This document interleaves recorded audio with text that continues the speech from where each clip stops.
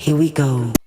Hey, what's going on, guys? And welcome back to the GM. It is your guy, Boulanger. And up next, the state of the Ravens. Do me a quick favor as we get started. Hit like. If it is your first time checking out the GM, hit subscribe. Also, hit the notification bell so that you get updates when we upload new content. Let's talk about it.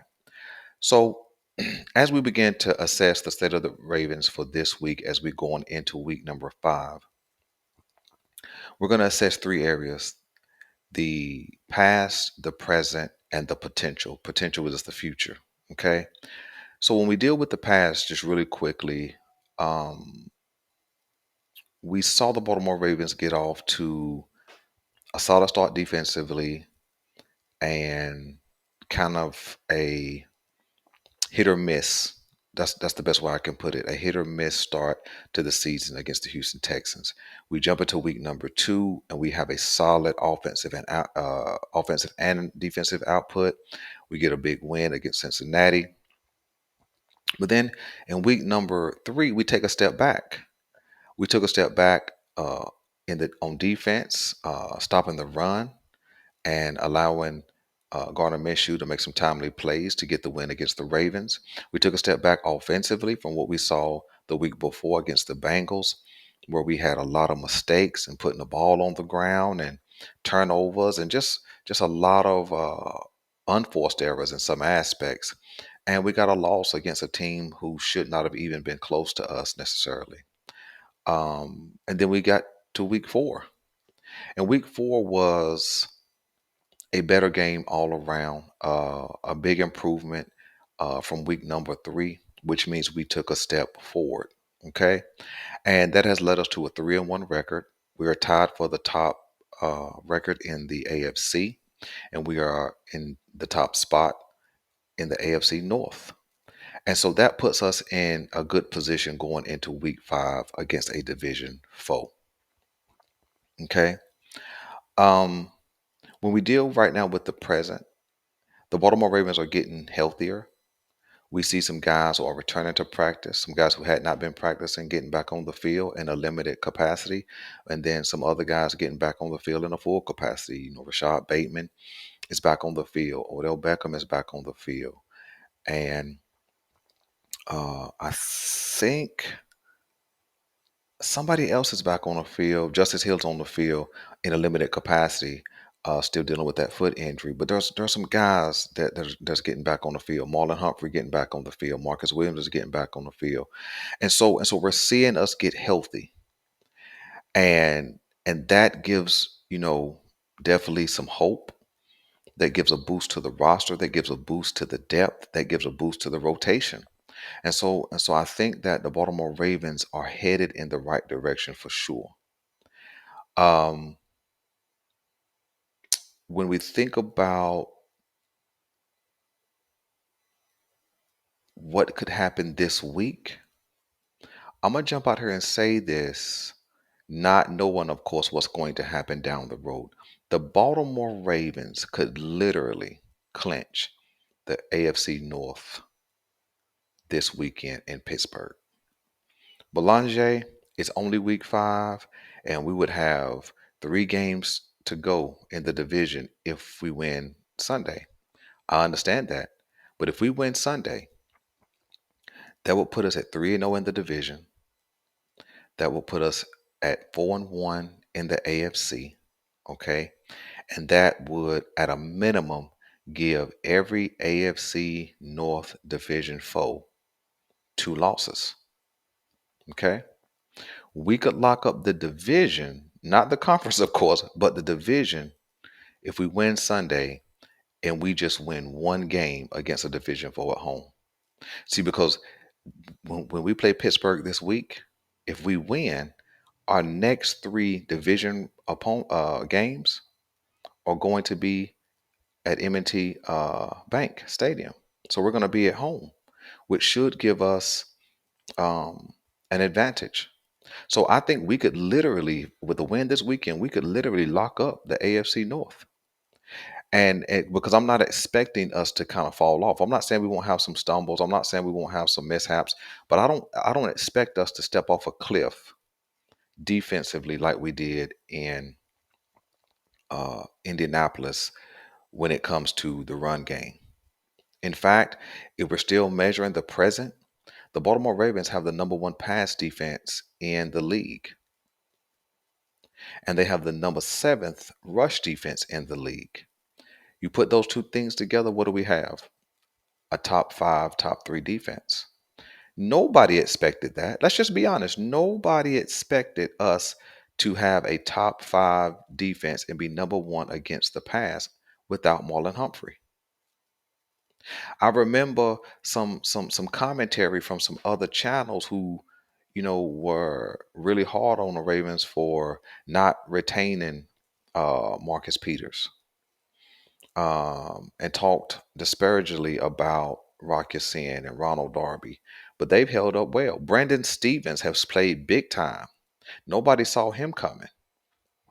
And so I think that I would leave Marlon Humphreys out as long as possible until he's at a point of 100%. I'm serious about that. Until he's 100%, I don't play him. Until Marcus Williams is as close to 100%, I don't play him because I'm not sure if Marcus Williams can be 100% with his pectoral injury. But the more games we can leave them out, the more time they have to get healthy, the better off we're going to be uh, from midseason on. Okay. And so that's what I'm thinking about the present. I mean, think about the pieces we lost defensively, and for us to have a top five defense and the number one pass offense, we lost Calais Campbell, which didn't seem to make sense at the time. Still don't make sense, but didn't make sense at the time. We didn't resign Justin Houston, which did not make sense at the time. We did not resign Marcus Peters. Let me see, who else did we lose? We traded away what's the guy? Chuck Clark. So we had a pretty good bit of turnover, and we still have done exactly what we're supposed to do. And I think one of the biggest things is the surge from Kyle Hamilton, kind of stepping into more of a pro bowler performer. I think it's been the combination of Roquan and Patrick Queen playing sideline to sideline and downhill, playing off one another, having a whole off season, and then the first four games of this season to become acquainted with one another even more, develop a chemistry with one another. And then I think it's also been um, the play of the defensive front along with Jadeveon Clowney just being able to hold the position and do what they're supposed to do. So I think that the Ravens, as we're going into week 5, I won't say we're rounding into full shape. I think we still have some development in some areas. I think we still have some character that needs to be substantiated, but I think we're rounding more into shape. I think that if we get this win this week, I think the character that was established last week against the Browns, I think will become more foundational for us. What's the potential for this team? I think the potential for this team is very similar to what we talked about in the offseason. I predicted them to go 12-5, 13-4. I think that's still the potential. I think that health is going to be one of the questions as this season progresses for sure. I think keeping Lamar Jackson upright is going to be one of the questions as this season progresses. I think the health of the wide receivers is going to be um, one of the questions. And I think even more specific at wide receiver, I think it's going to be the health of Zay Flowers. I think we already expected that Bateman and also Odell Beckham was going to miss some time, and they've done just that right on schedule. But I think the real health concern is going to be Zay. Zay doesn't have any health concerns, but I think the level of use he'll have, I think the level of targets he'll get, and I think sometimes those silly wide receiver screens have to be cut out as well. But I think that if we can keep him healthy and upright, and he can make an appearance in all 17 games, I think that that offsets what we're going to be missing on occasion from Odell and also Rashad Bateman. I'd even would say if Odell's not 100% going into Sunday, don't play him. I really do. We've done okay without him. I think we only can be better with him. But if we've done okay without him, again, just like Marlon Humphreys, just like Marcus Williams, don't play him until he's ready. Okay.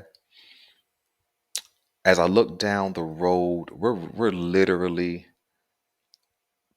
4 weeks from the mid-season trade deadline. I think the Baltimore Ravens will make a trade or two.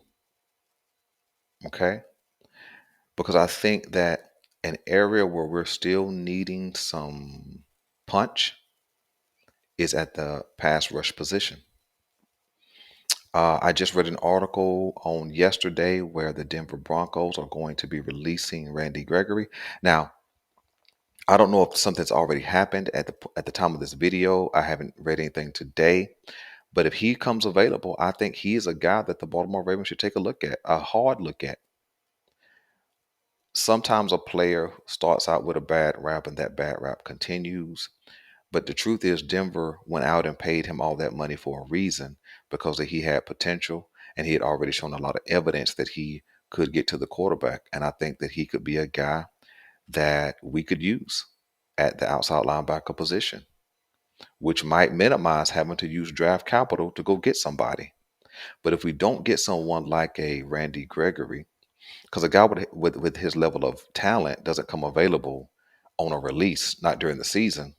And so I think if we could grab him, that'd be great. If we don't grab a Randy Gregory, I think that the Baltimore Ravens will pursue a pass rusher in a trade. I think that they'll be willing to sacrifice a third or fourth round pick for kind of a medium tier guy. Um, Maybe a second round pick for a premium guy. But I do think they'll make a trade for a outside linebacker edge rusher. I think it's so vital at this point with this secondary having played to the level that they've played, being the number one pass defense with fill-ins and replacement parts and a rotation. I think going to get a edge rusher, somebody who can actually get to the quarterback, is going to be vital as we round more and more into shape for sure. So I think that's one position we could watch. Um, Stay tuned for burning questions to identify a few guys who could be available. But again, go get Randy Gregory if he becomes available. I think he's made enough money in his career. He was in Denver for at least 1 or 2 years on a big contract. So we may be able to just grab him for a minimum contract for sure. No different than we went out and got JPP last year, I think around this time. I'm not 100% sure, but around this time. And the reason why I'd say the Baltimore Ravens may go get an edge rusher is because David Ajabo and Tyus Bowser are more and more questions, right? We haven't heard of people about Tyus Bowser, which means he's probably not close. And then David Ajabo, of course, just went on IR. And so I think going to get a guy who's healthy and ready to go could be beneficial. Randy Gregory does not have a championship. Randy Gregory has been a cast off in some aspects. He's definitely attracted a lot of criticism based on some off-field stuff, and I think he might be ready to kind of get with a winning team and prove himself again. So that's my thought on that. But if not, I think we make a trade for a edge rusher. Okay. I don't think we do anything offensively simply because we got some guys who will be working their way back into the rotation. With Morgan Moses being out right now, you got Daniel Falele, who will probably get that start at right tackle this week, unless Morgan Moses practices today on Thursday. You got Patrick McCarry, who is filling in for Ronnie Stanley, and at some point, Ronnie Stanley should be back. So our offensive line at some point this season will be back whole, and Patrick McCarry can move back to a backup fill-in kind of position. Sam Mustipher behind Tyler Lindenbaum has had some good run this year. Not perfect, but some good run. So I think our offensive line is pretty intact. And I do not think I've heard some talk about making a move for a running back, but I don't really see a point in that.